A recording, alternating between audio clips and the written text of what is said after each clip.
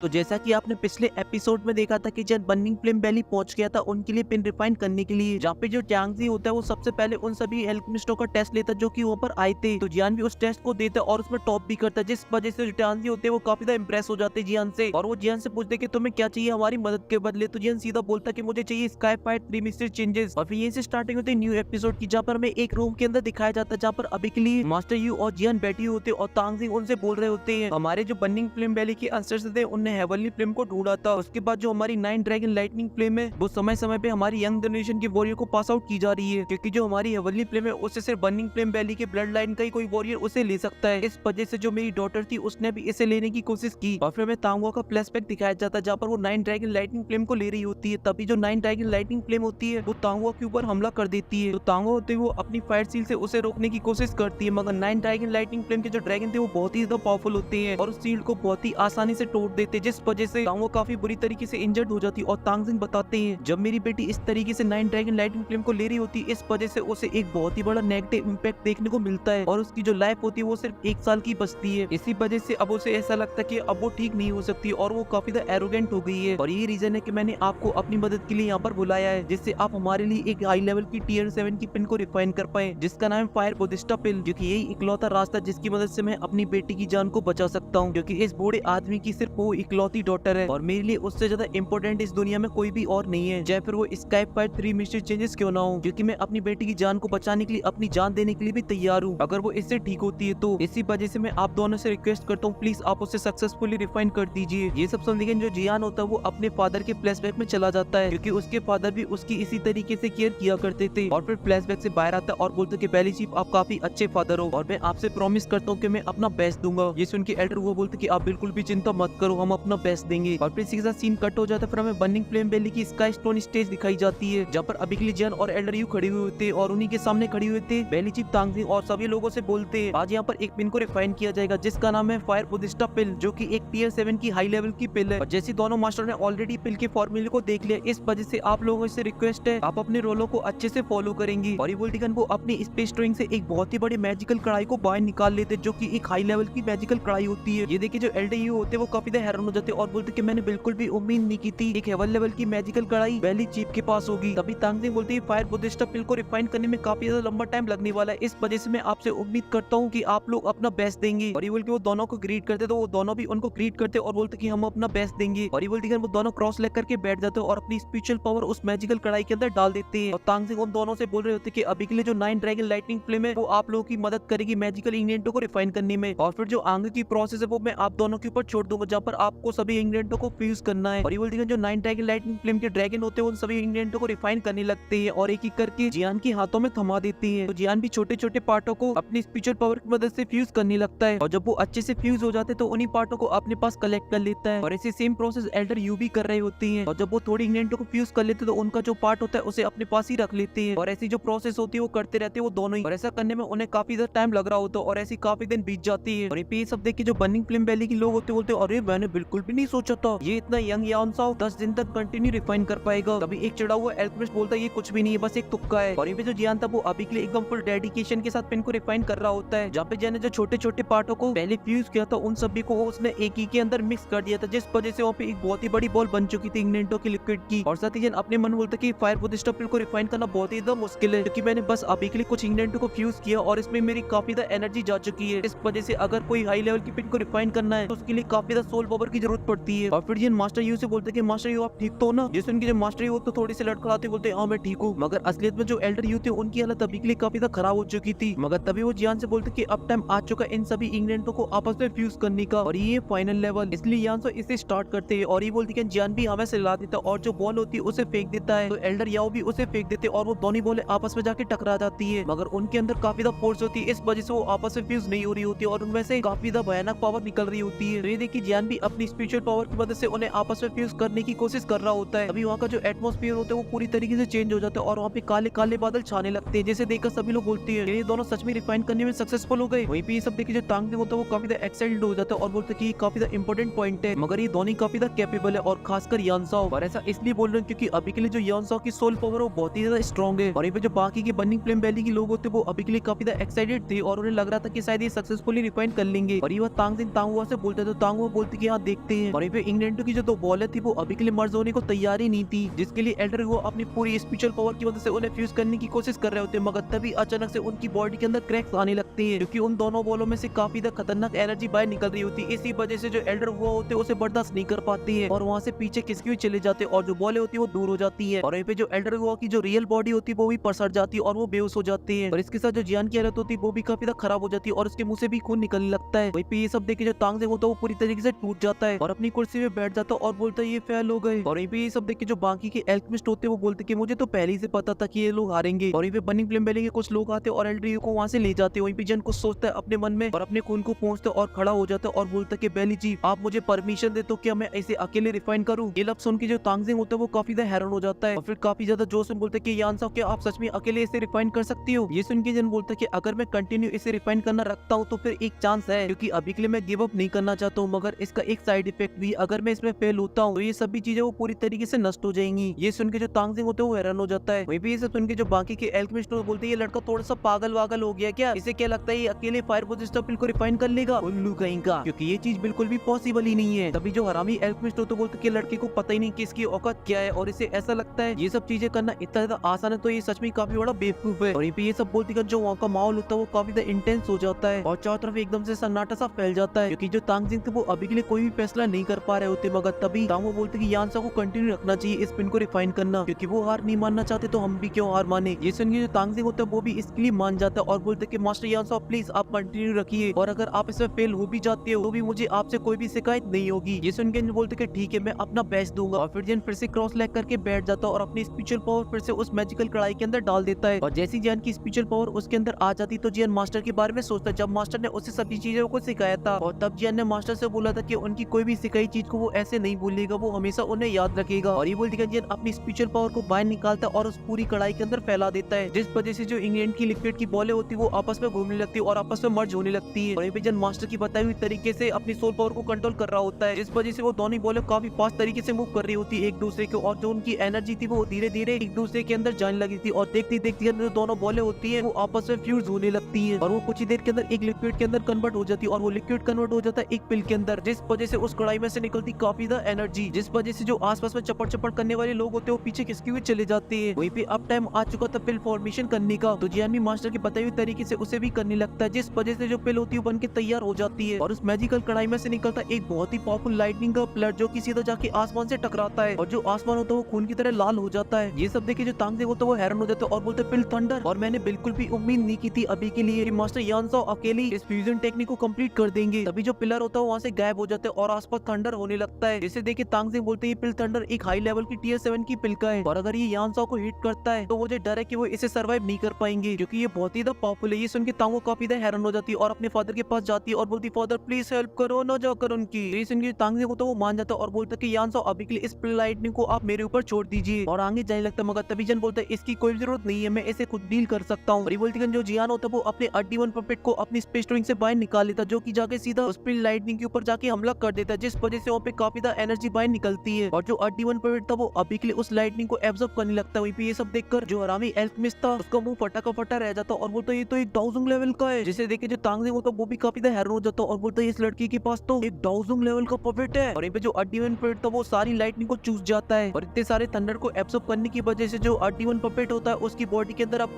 Golden लाइनें आने लगी थी। उसके बाद जो अड्डी-1 पपेट था वो नीचे आ जाता है, जिसे देख के जियान बोलते कि मुझे लगा था कि शायद इसको एब्जॉर्ब करने के बाद ये अपग्रेड हो जाएगा, मगर इसको अपग्रेड करना बहुत ही डिफिकल्ट है। और फिर अपना हाथ तांगजिंग की तरफ आगे बढ़ाता है और बोलता है बेली जी मैंने अभी के लिए आपके ट्रस्ट को नहीं टूटने दिया। और ये बोलते वो अपनी मुट्ठी को खोल देता है जिसके अंदर थी फायर बोधिस्टा पिल जो कि अभी के लिए काफी ज्यादा ग्लो कर रही होती है। और फिर इसी के साथ सीन कट हो जाता है। फिर हमें कुछ दिन के बाद का सीन दिखाया जाता है जहाँ पे हमें बर्निंग फ्लेम वैली का हेडक्वार्टर दिखाया जाता है, जहाँ पर अभी के लिए जो थर्ड एल्डर होता है वो बोल रहा होता है तांगजिंग से बेली जी स्काई फायर 3 मिस्टर चेंजेस कोई नॉर्मल टेक्निक नहीं है जिसे हम किसी आउटसाइडर को दे दे, क्योंकि ये हमारे एंसेस्टर द्वारा बनाई गई एक टेक्निक है जिसे हमें सजो के रखना है। ये सुन के तांगजिंग बोलते कि थर्ड एल्डर मैंने ऑलरेडी यान साओ से प्रॉमिस कर दिया इसे देने का, तो अब ये फालतू की बकवास क्यों कर रहे हो आप ये तो नहीं चाहते कि मैं अपने प्रॉमिस को तोड़ दूं। तभी वहाँ पे जो जियान होता है वो आ जाता है तांगुआ के साथ और जब तांगजिंग जियान को देखते तो उसका जो भड़का हुआ चेहरा होता है एकदम से चेंज हो जाता है और उसके चेहरे पे एक स्माइल आ जाती है। जियान को बहुत ही अच्छे से मिलता है और जियान से पूछता है कि तुम अभी के लिए कैसे हो, तुम्हारी हालत ठीक तो है ना। ये सुन के जियान बोलते कि मैं ठीक हूँ और आपकी इतनी मेहमान नवाजी के लिए थैंक यू सो मच। मगर तभी जो बर्निंग फ्लेम वैली का सेकंड एल्डर होता है वो बोलता है जान साओ सही बोला ना, तुम्हारा यही नाम है ना। ये सुन के वो सभी लोग उसी की तरफ देख लगते हैं। तभी सेकंड बोलता है कि मैं कुछ टाइम पहले नॉर्दर्न रीजन के अंदर गया था सेंट्रल प्लेन के, जहाँ पर मैंने एक यंग लड़की के बारे में सुना था जिसकी लड़ाई चल रही थी विंड लाइटिंग क्वीन के साथ, और उस लड़की ने अकेली विंड लाइटिंग क्वीन की एल्डर को मार डाला और फिर उसके बाद विंड लाइटिंग क्वीन के अंदर जाता है और मिस फेंग को भी हरा देता है और उसके बाद भी वहाँ से बच के निकल जाता है। और उस यंग लड़की का नाम था जियान। इसी वजह से मुझे अभी के लिए दाल में कुछ काला लग रहा है। दोनों यंग और दोनों ही काफी टैलेंटेड, इसी वजह से कहीं तुम जियान तो नहीं हो। जिसमें तांगजे होते उसके भी हवा चेंज हो जाते। तभी जन बोलते कि हाँ मैं बेशक जियान ही हूँ, क्योंकि जब मैं सेंट्रल प्लेन के अंदर ट्रेवल करता हूँ तो मुझे एक प्रोटेक्शन की जरूरत पड़ती है, और तभी ये जो मेरा नाम वो एक शील्ड की तरह मेरे काम आता है। और जैसा कि अगर आपको ये चीज पसंद नहीं है तो ठीक है, मैं अपने आप को रिवील करता हूँ। और ये बोलती है जो जियान होता है वो अपने फेस से अपने मास्क को हटा देता है, जिसे देखे तांगो सेट एंड फ्लैट। मगर तभी थंडर अपनी जगह से खड़ा हो जाता है और बोलता है कि अभी के लिए तुमने अपनी आइडेंटिटी को क्यों छुपा रखा था। और साथ ही मुझे ये भी पता है कि अभी के लिए जो विंड लाइटिंग पवेलियन वो तुम्हारे पीछे इसलिए पड़ा है क्योंकि तुमने उनकी 3000 लाइटनिंग इवेंट को चुरा रखा है, और अब तुम्हें चाहिए हमारी स्काई पार्ट 3 में से चेंजेस, जो कि बर्निंग फ्लेम बेली की एक सीक्रेट टेक्निक है। और फिर जियान भी भड़कती हुई बोलता है लड़की तुम्हें दूसरे की टेक्निक में कुछ ज्यादा इंटरेस्ट है। जिसने जो तांगजे बोलता है कि जियान हमारा अभी के लिए गेस्ट है, इस वजह से ज्यादा फड़फड़ाओ मत, इसलिए थोड़ा पोलाइट होकर बात करें। ये सब सुनते जो सेकंड होता है वो खड़ा हो जाता है और बोलता है कि बेली चिप जैसे कि आपने इसको देने का प्रॉमिस कर ही लिया है तो इसे बर्निंग फ्लेम बेली का डिसेबल बनना पड़ेगा, जिसके लिए इसे हमारा एक टेस्ट देना होगा, और एल्डर टेस्ट देना बहुत ही इंपॉर्टेंट है। ये सुन के तांगजे कुछ बोलता है, उससे पहले जियान बीच में बोल पड़ता और बोलता कि जैसा कि आप दोनों एल्डर चाहते हो मुझे आपका एक टेस्ट देना होगा, तो मैं इसको देने के लिए तैयार हूँ, क्योंकि अगर मैं इसे नहीं देता तो मुझे इस बात का डर है कि जो मुझे चाहिए वो आप नहीं दोगे मुझे। और इसी के साथ सीन कट होकर बर्निंग फ्लेम वैली की स्टोन स्टेज के ऊपर आ जाता है, जहाँ पर जियान उन दोनों एल्डरों से बोल रहा था कि मुझे नहीं पता अभी के लिए आप दोनों का क्या टेस्ट है। जिसमें सेकंड बोलते कि जैसा कि ये जो मैटर वो काफी सीरियस है, इस वजह से पर्सनली थर्ड तुम्हारा टेस्ट लेंगे, जिसमें वो तुम्हारे ऊपर 10 अटैक करेंगे। अगर उनको तुम झेल जाते हो तो तुम इस टेस्ट को पास कर लोगे और तुम बन जाओगे बर्निंग फ्लेम वैली के इनर डिसेबल। ये सुनने जो थर्ड होता है झट से जियान के सामने आके खड़ा हो जाता है। वहीं पे ये सब देखे जो तांगो होती है वो हैरान हो जाती है और बोलती ऐसा तो किसी रूल बुक के अंदर नहीं लिखा था कि थर्ड पर्सनली जाके टेस्ट लेंगे, क्योंकि अभी के लिए जो थर्ड उनका जो लेवल वो टाउजों के 8 स्टार पर है। मगर तभी ये बात जियान सुन लेता और बोलते कि मिस तांग हुआ आप बिल्कुल भी चिंता मत करो, क्योंकि आज मैं किसी भी कीमत पर स्काई फायर 3 में से चेंजेस लेकर रहूंगा। ये सुनने जो थर्ड होता है वो हंसने लगता है और सीधा जियान के ऊपर हमला कर देता है। और जब जियान उसे अपनी तरफ आते हुए देखता है तो जियान अपनी लाइट इवेंट का यूज करता है और थर्ड के हमले से बच जाता है और उसका हमला जाके एक पिलर में लगता है। वहीं पे ये सब देखे थर्ड बोलता है कि 3000 lighting movement wind lighting point की टेक्निक सही बोला ना मैंने। तभी जियान थर्ड के पीछे आ जाता है और बोलता है कि आपकी आई साइड तो काफी अच्छी है। मगर तभी थर्ड फिर से जियान के ऊपर हमला कर देता है, जियान अपनी लाइटिंग इवेंट से फिर से बच जाता है, जिस वजह थर्ड होते वो अपने क्लॉ पाम से हमला कर देते जियान के ऊपर। जियान उनसे कुछ से तो बच जाता है मगर एक जाके जियान में लग जाता है, जिस वजह से वो जाके सीधा जमीन पे गिरता है। ये देखे सभी हैरान हो जाते हैं। तभी थर्ड बोलता है कि लड़की अभी भी मान जाओ और स्काई फायर 3 में से चेंजेस के बारे में भूल जाओ, इसके बदले तुम्हें और कोई टेक्निक चाहिए वो मैं तुम्हें दे दूंगा। मगर तभी जन एकदम स्वैग मारते हुए खड़ा होता है और अपने खून को पहुंचता है और बोलता है कि आजा। ये सुन के जो थर्ड होता है भड़क जाता है और बोलता है कि लड़के तुम ऐसे नहीं मानोगे, अब तुम्हें दिखानी पड़ेगी बर्निंग फ्लेम बेल की कमाल की टेक्निक बर्निंग स्टेज स्टोन, जो कि तुम्हारी 3000 लाइटनिंग मूवमेंट से बेटर है। और ये बोलते वो अपना पैर जमीन में मारता है, जिस वजह से उसकी तरफ दो की फ्लो होने लगती है और वो गोल गोल रानी घूमते हुए सीधा जियान के ऊपर हमला करने लगता है। जियान भी अपनी 3000 लाइट इवेंट का यूज करते हुए उससे बच के यहाँ भाग रहा होता है। तभी जन एक जगह पे रुक जाता है और अपनी हैप्पी शॉट को बाहर निकालता है और सिक्स जॉइंट रूलर टेक्निक का यूज करता है, जिस वजह से जियान के चारों तरफ एक बैरियर बन जाता है हैप्पी रोल शॉटों का। मगर तभी जो थर्ड होता है वो जियान में एक अटैक कर देता है, जिस वजह से जो जियान होता है वो सीधा जाके स्टेज के ऊपर गिरता है। मगर इस बार थर्ड जियान को संभलने का चांस नहीं देता और वो हमला करने के लिए आगे जा रहा होता है, तो जियान एक स्लैश अटैक उसके ऊपर कर देता है। मगर जो थर्ड होता है उसे बहुत ही आसानी से डॉज कर देता है और जियान के ऊपर अपने पामों से हमला कर देता है, जिस वजह से जो जियान होता है वो जाके सीधा एक पहाड़ के अंदर घुस जाता है। मगर तभी थर्ड फिर से जियान के ऊपर हमला करने के लिए जाने लगता है, तो जियान अपने सामने एक शील्ड को बनाता है मगर थर्ड उसे बहुत ही आसानी से तोड़ देता है और फिर जियान में दह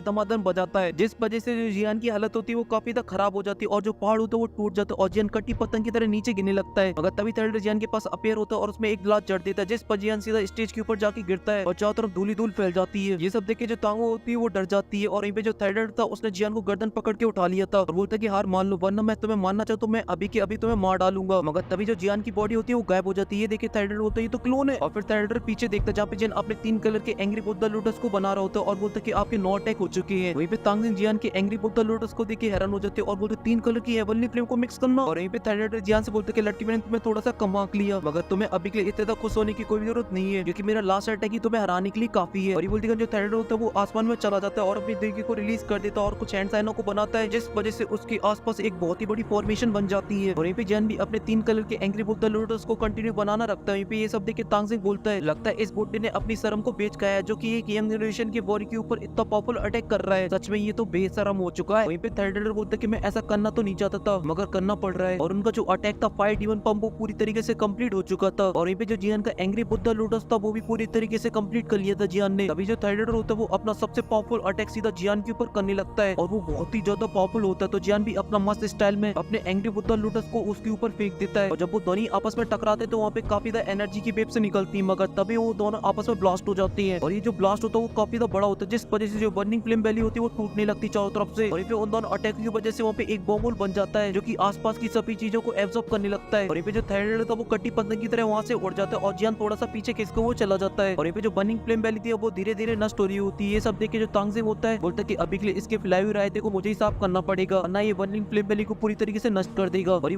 वो अपनी जगह से गायब हो जाता है और सोल के पास आ जाता है और अपनी पावर की मदद से स्पेस के अंदर क्रैक्स ला देता है और उसकी जो एनर्जी होती है उस स्पेस के अंदर डाल लेता है। ये सब देख के वहाँ पे जितने भी लोग होते हैं सभी के सभी हैरान हो जाते हैं, यहाँ तक कि जो जियान भी होता है वो भी टुको टुको देख रहा होता है। और इसी टुको टुको के साथ ये एपिसोड भी यहीं पे खत्म हो जाता है। और अभी के लिए आप लोगों को क्या लग रहा है कि जियान इस कंपटीशन को जीत चुका है कि नहीं जीत चुका है, वो सभी बातें आप लोग कमेंट के अंदर बताना। अगर आपको वीडियो पसंद आई हो तो वीडियो को लाइक कर देना, साथ ही चैनल को भी सब्सक्राइब कर देना। मैं मिलता हूँ आपसे नेक्स्ट वीडियो में, तब तक के लिए आप सभी को बहुत सारा प्यार।